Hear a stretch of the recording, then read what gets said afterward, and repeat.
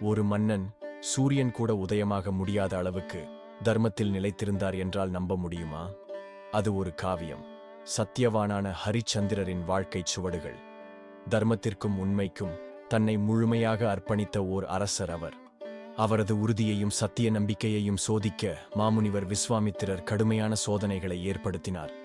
அரசை இழந்தார். தனது மனைவியையும் ஒரே மகனையும் விற்றார்.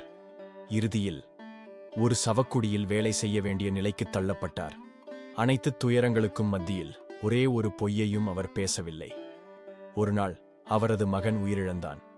மனைவி மகனுக்குச் சடங்கு செய்ய வரும்போது, even in that moment of grief, ஹரிச்சந்திரர் கட்டணம் கேட்டார். தர்மமே முதன்மை என்றார். அந்த சத்தியத்திற்காகவே தேவர்கள் தோன்றினர். சூரியனும் உதயமாகாமல் நின்றான், அவரது உண்மைக்கு மரியாதை செலுத்த. இறுதியில் குடும்பம் அவரிடம் மீண்டும் சேர்ந்தது. அரசும் மீளப் பெற்றார்.